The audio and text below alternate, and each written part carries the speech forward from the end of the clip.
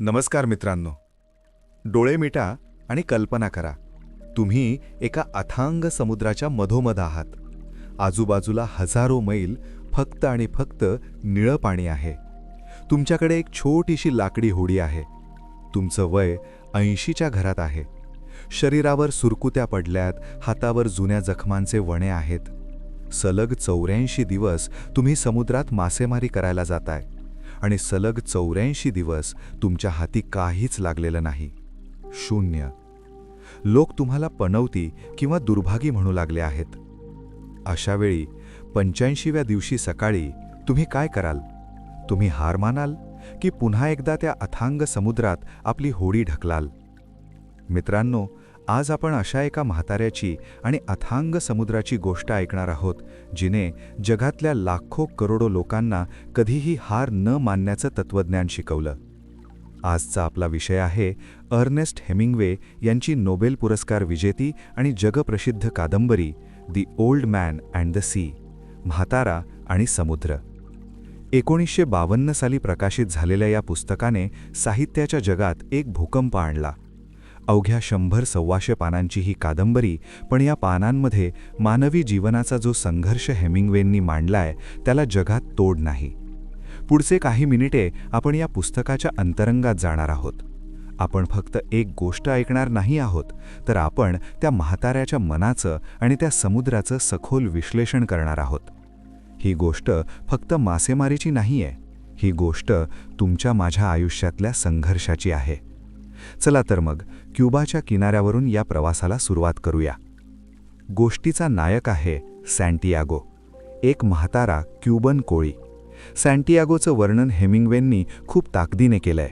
ते लिहितात, म्हाताऱ्याच्या शरीरावरची प्रत्येक गोष्ट जुनी आणि थकलेली होती, पण त्याचे डोळे समुद्रासारखे निळे आणि अजिंक्य, अनडिफिटेड होते. हा शब्द खूप महत्त्वाचा आहे मित्रांनो, अजिंक्य. सलग 84 दिवस त्याला एकही मासा मिळाला नव्हता. क्युबाच्या भाषेत त्याला सलाओ म्हटलं जायचं, म्हणजे अतिशय दुर्भागी माणूस. त्याच्यासोबत एक लहान मुलगा जायचा, ज्याचं नाव होतं मॅनोलिन. मॅनोलिन सँटियागोला आपला गुरु मानायचा, बापासमान मानायचा. पण जेव्हा म्हाताऱ्याला सलग 40 दिवस मासा मिळाला नाही, तेव्हा मॅनोलिनच्या आईवडिलांनी त्याला म्हाताऱ्यासोबत जाण्यापासून रोखलं. त्यांनी त्याला दुसऱ्या यशस्वी बोटीवर कामाला पाठवलं. इथे हेमिंग्वे आपल्याला समाजाचा पहिला नियम सांगतात. समाज नेहमी उगवत्या सूर्याला नमस्कार करतो.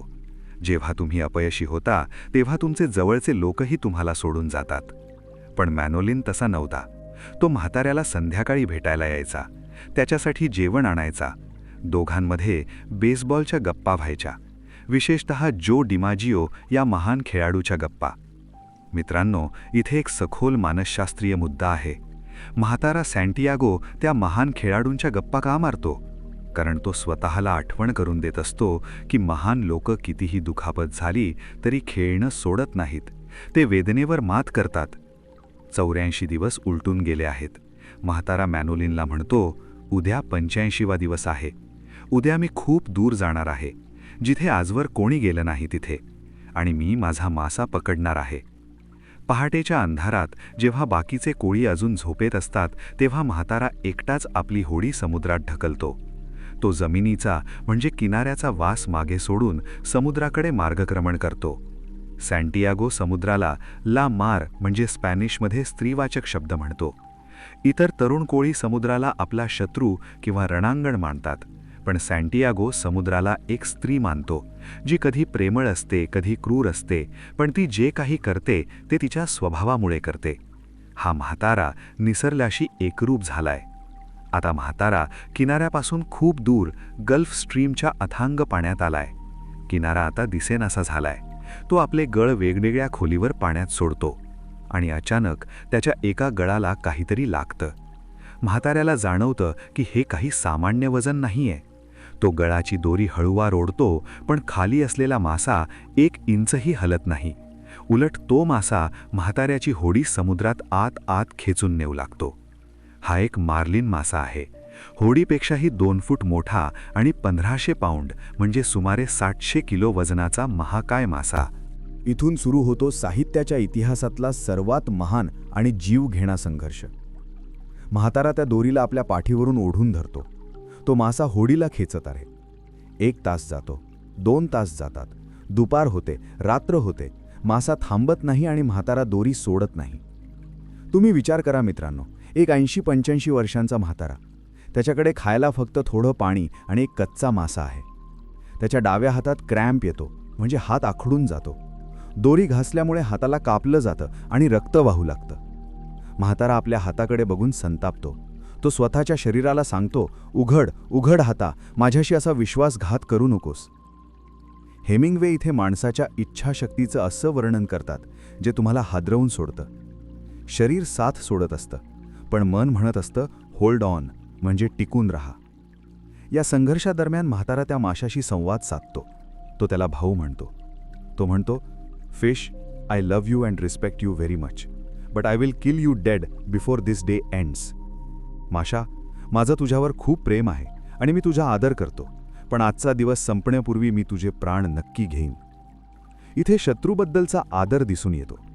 म्हाताऱ्याला त्या माशाची ताकद माहिती आहे. त्याला माहीत आहे की ते दोघेही एकाच नियतीच्या खेळात अडकले आहेत. मासा स्वतःचा जीव वाचवण्यासाठी लढतोय आणि म्हातारा स्वतःचं अस्तित्व आणि अभिमान वाचवण्यासाठी लढतोय. सलग 3 दिवस आणि 3 रात्री हा संघर्ष चालतो. म्हातारा झोपलेला नाहीये, तो मृत्यूच्या दारात उभा आहे. शेवटी 3ऱ्या दिवशी मासा थकून पाण्याच्या पृष्ठभागावर येतो. म्हातारा आपली सर्व उरलीसुरली ताकद गोळा करतो, आपला हार्पून उचलतो आणि पूर्ण ताकदीनं त्या माशाच्या हृदयात खुपसतो. मासा हवेत उडी मारतो, त्याचं रौद्र आणि सुंदर रूप दाखवतो आणि मग शांतपणे मरून पडतो. म्हातारा जिंकलाय. 84 दिवसांचं दुर्दैव त्याने संपवलंय. तो त्या महाकाय मार्लिन माशाला होडीच्या बाजूला बांधतो आणि किनाऱ्याच्या दिशेने परतीचा प्रवास सुरू करतो. पण मित्रांनो, नियतीला काही वेगळंच मंजूर होतं. तुम्हाला वाटलं असेल की गोष्ट हॅपी एंडिंगकडे चाललीये. नाही, इथेच हेमिंग्वेंचं खरं तत्त्वज्ञान सुरू होतं. त्या महाकाय मार्लिन माशाचं रक्त समुद्रात पसरतं आणि तो रक्ताचा वास गॅलानो म्हणजे महाभयंकर शार्क माशांना आकर्षित करतो.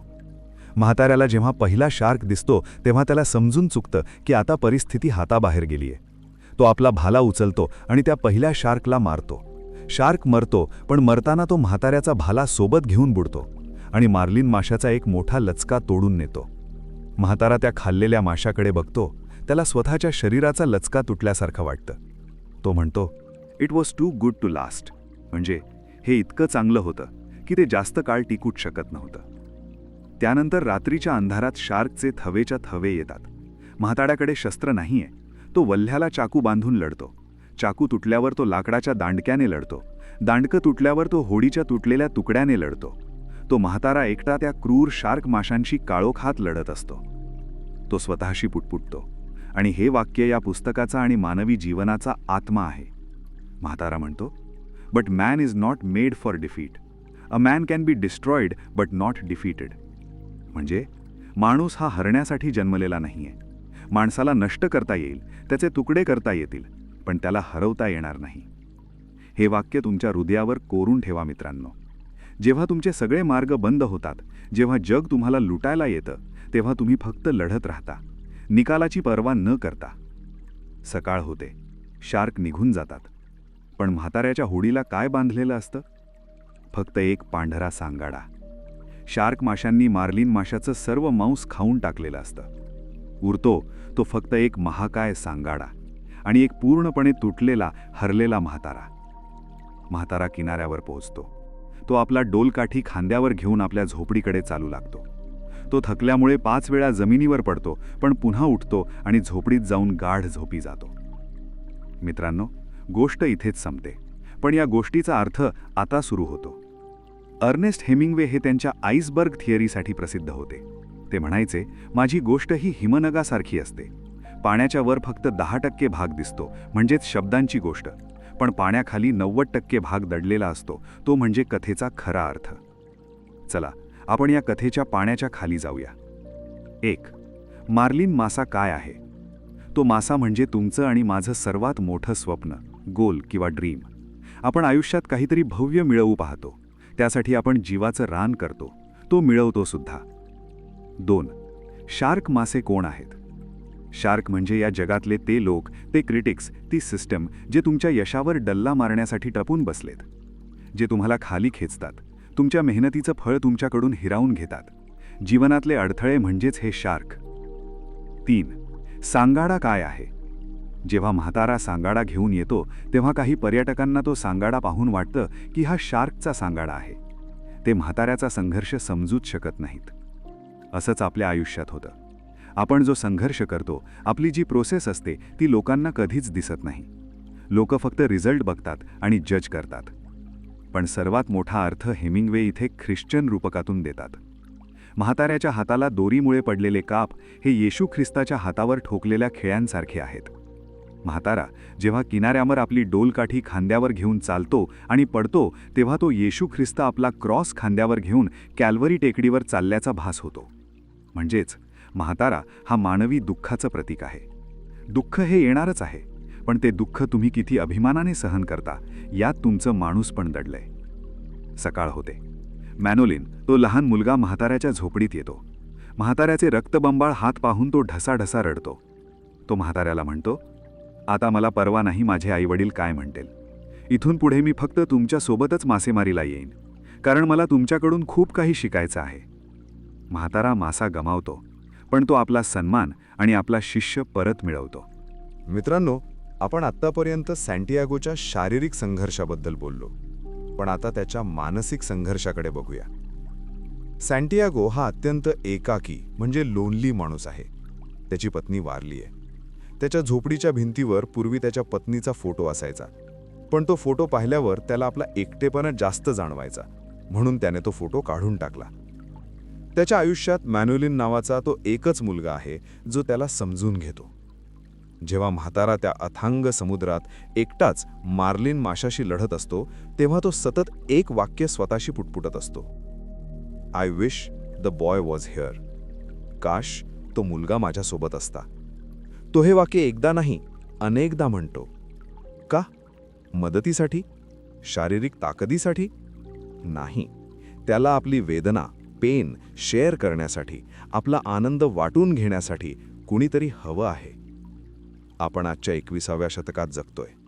आपल्या आजूबाजूला माणसांची गर्दी आहे, सोशल मीडियावर हजारो फ्रेंड्स आहेत, पण आतून आपण सँटियागोसारखेच एकाकी आहोत का? जेव्हा आपण जीव घेण्या संघर्षात असतो, तेव्हा आपल्यालाही वाटतं ना की काश कुणीतरी माझ्यासोबत असतं, ज्याला मी माझ्या मनातील वादळ सांगू शकलो असतो. पण सँटियागो आपल्या एकटेपणाचं रूपांतर नैराश्यात होऊ देत नाही. तो काय करतो? तो निसर्गाशी संवाद साधतो. तो स्वतःच्या डाव्या हाताशी बोलतो, जो क्रॅम्प येऊन आफ्लेडलेला आहे. तो समुद्रात उडणाऱ्या एका लहान आणि थकलेल्या पक्षाशी बोलतो. तो पक्षी म्हाताऱ्याच्या होडीवर येऊन बसतो. म्हातारा त्याला विचारतो, किती वय आहे रे तुझं? तुझा हा पहिलाच प्रवास आहे का? आराम कर मित्रा, आणि मग जा तुझ्या वाटेला, जिथे तुला माणसासारखंच स्वतःचं ओझं स्वतः वाहावं लागेल. हेमिंग्वे इथे किती सुंदर तत्वज्ञान मांडतात. सँटियागोला माहीत आहे की जगातला प्रत्येक जीव, मग तो पक्षी असो, मासा असो किंवा माणूस, प्रत्येक जण आपापल्या अस्तित्वासाठी धडपडत आहे. म्हातारा त्या महाकाय मार्लिन माशाला आपला शत्रू मानत नाही. तो त्याला आपला भाऊ म्हणजे ब्रदर मानतो. तो म्हणतो, तू माझ्या भावासारखा आहेस, तू सुंदर आणि महान आहेस, पण मला तुला मारावं लागेल. आजच्या काळात आपण निसर्गाला फक्त वापरण्याची वस्तू मानतो. आपण झाडे तोडतो, प्राणी मारतो, पण त्यात कृतज्ञता नसते. सँटियागो त्या माशाला मारतो, पण अत्यंत आदराने आणि क्षमाभावनेने. हा माणूस आणि निसर्ग यांचेतील अत्यंत पवित्र आणि आध्यात्मिक संवाद आहे.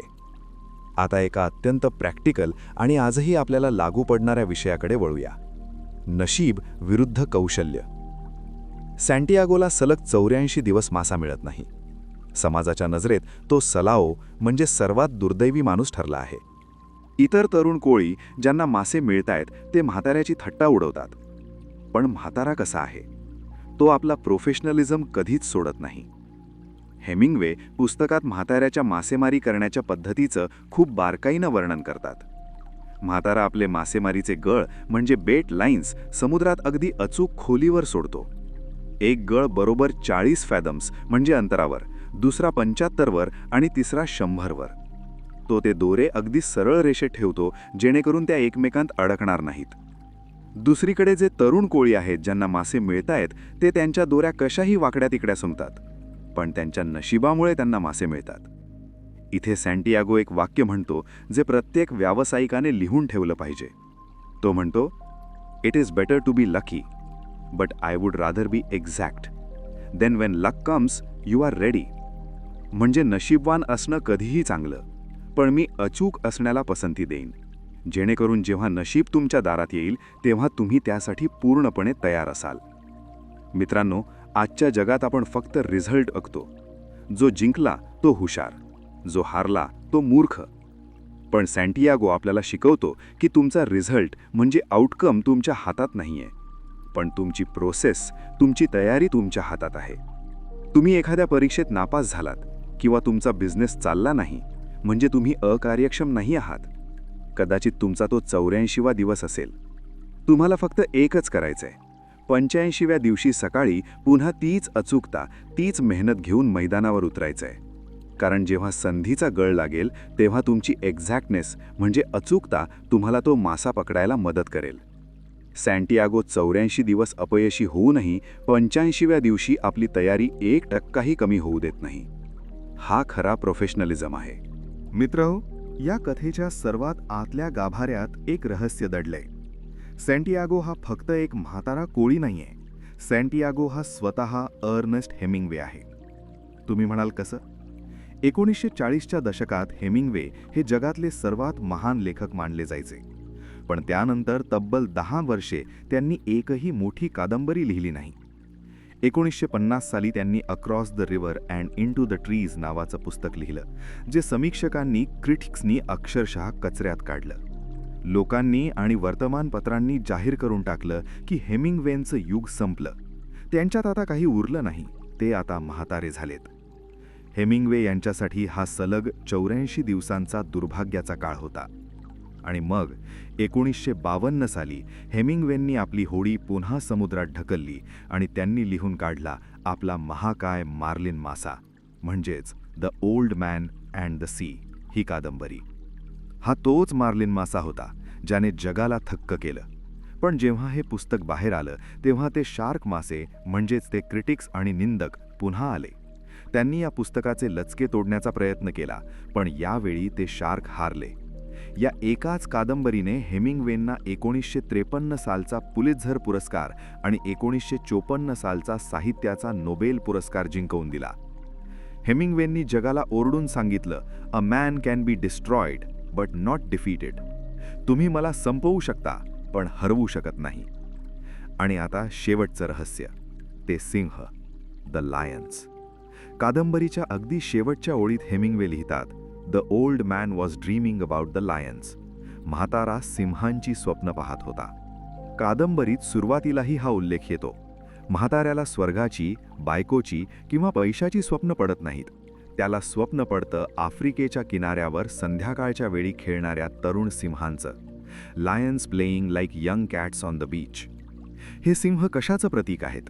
हे सिंह प्रतीक आहेत तारुण्याचं, निर्भयतेचं, स्वातंत्र्याचं आणि अढळ शांततेचं. सँटियागोचं शरीर जरी म्हातारं झालं असलं, मरेपर्यंत थकलं असलं, तरी त्याचा आत्मा, सोल त्या तरुण सिंहांसारखाच निर्भय आणि खेळकर आहे. तो एवढा मोठा लढा देऊन, सर्व काही गमावून परत किनाऱ्यावर आलाय, पण त्याच्या मनात कोणतीही कटुता, बिटरनेस नाहीये. त्याला कसलाही पश्चाताप, रिग्रेट नाहीये. तो शांतपणे झोपलाय, कारण त्याने आपलं कर्म पूर्ण केलंय.